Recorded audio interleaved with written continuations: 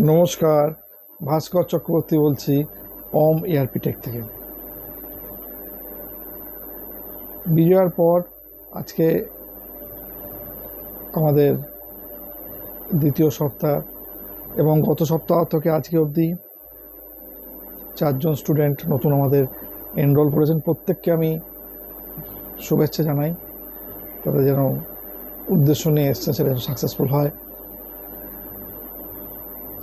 আমাকে একজন স্টুডেন্ট এর মধ্যে জিজ্ঞেস করেছিলেন যে ভালো জায়গায় খুব বড় এমএনসি জব করেন,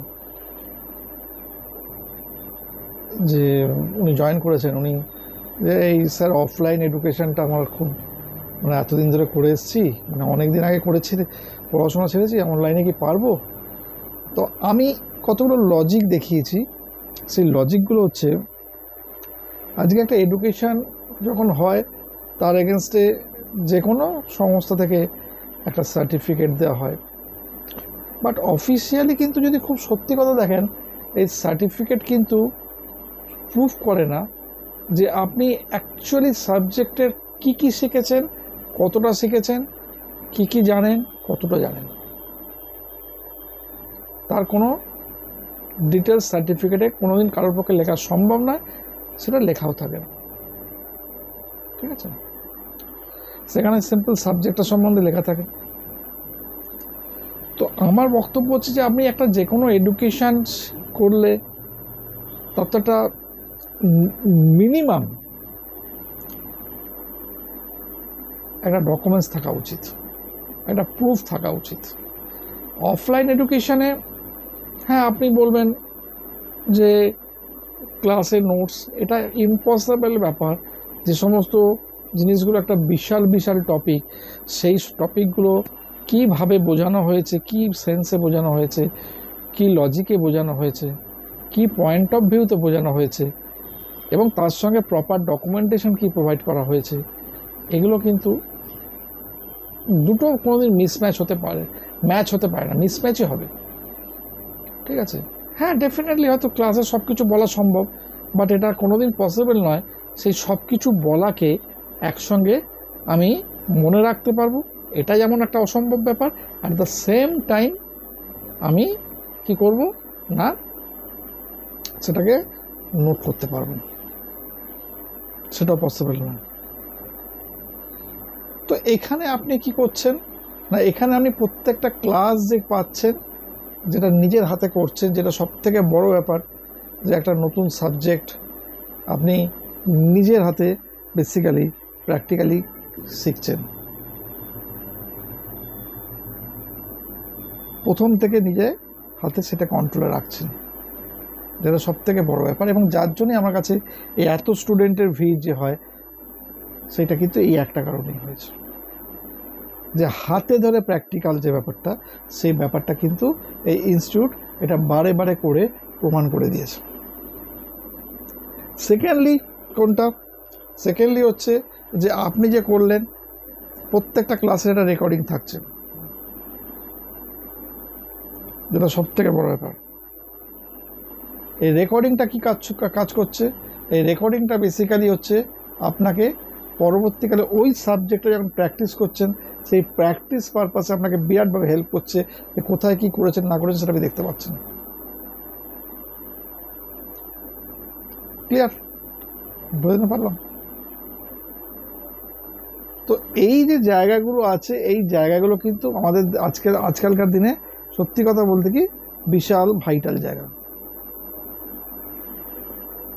ভীষণ ভাইটাল জায়গা। ঠিক আছে, আলটিমেটলি হচ্ছে শেখার জন্য, শেখার পয়েন্ট অফ ভিউতে আমি যে কোনো স্টুডেন্টকে একটা কথাই বলি, যে আপনারা হাতে ধরে যদি শিখতে চান, সাবজেক্টকে যদি প্রথম থেকে গ্র্যাব করতে পারেন, আলটিমেটলি ফিউচারে সেটাকে কাজে লাগাতে পারবেন। এডুকেশান যদি প্রপার হয় তাহলে সেটা কিন্তু ইউজ করা সম্ভব।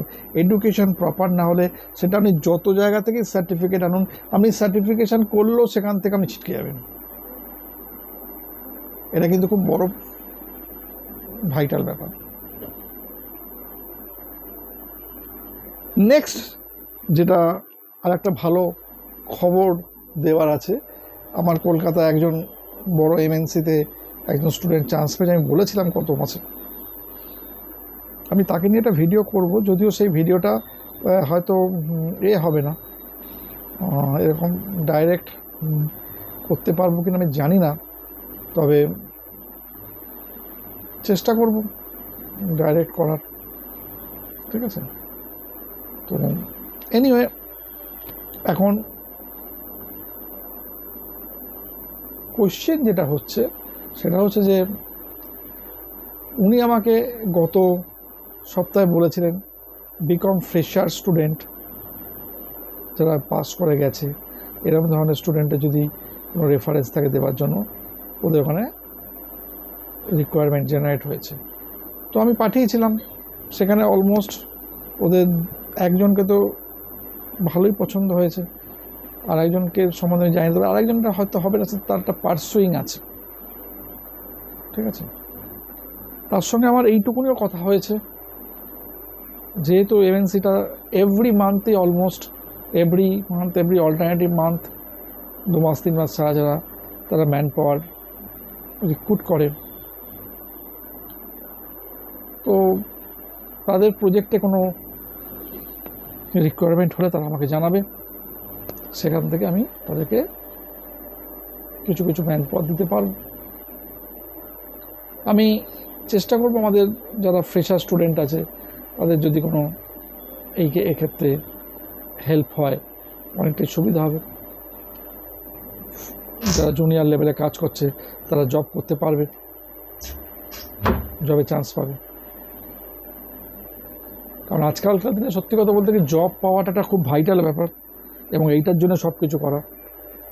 আর এই এডুকেশন সেন্টারের মাধ্যমে যে আইডিওলজি নিয়ে স্টিল নাও দীর্ঘ 5 বছর ধরে আমি একই ফিজ একইভাবে আমি জিনিসটা রাখার চেষ্টা করেছি, চেস ইনস্টলমেন্ট ফেসিলিটি করে, সেটা কিন্তু বিশাল একটা অ্যাডভান্টেজ হয়েছে, এবং প্রত্যেককে সুবিধা মতোভাবে ক্লাস করিয়ে দেওয়া, টাইমিং ফ্যাক্টরটাও বড় ফ্যাক্টর আজকালকার দিনে, সেই জায়গাটা কিন্তু খুব ভালো হয়েছে।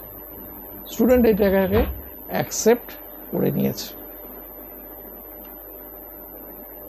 আমি প্রে করব ইউনিভার্সের কাছে যে আমাকে যে সুযোগটার কথা বলা হয়েছে ওটা যেন এক্সিকিউট হয়, যাতে আরও স্টুডেন্ট আগামী দিনে এই সংস্থার থ্রু দিয়ে জবে ইনভলভ হতে পারে, যাতে তাদেরও লাইফ সিকিউর হয়।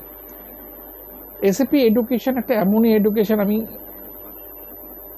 বিভিন্ন লেভেলে বিভিন্ন রকম ইনকোয়ারি যারা জয়েন করে তাদের কাছ থেকে একটাই রিমার্ক পাচ্ছি, অনেক আগে শেখা উচিত ছিল, অনেক দেরি করে ফেলেছি। আমি প্রত্যেককে বলছি এডুকেশন আপনাকে নিতেই হবে, যাই করুন না কেন, এবং একটা বড় জায়গায় যেতে গেলে এই জায়গায় এডুকেশন না লাগলে অনেক সমস্যা। তো যাই হোক, আপনারা প্রত্যেকে ভালো করে শিখুন, ভালোভাবে করুন, আমি আপনাদের সর্বোত্তভাবে চেষ্টা করব আমার তরফ থেকে যতটুকু সাপোর্ট করা যায়।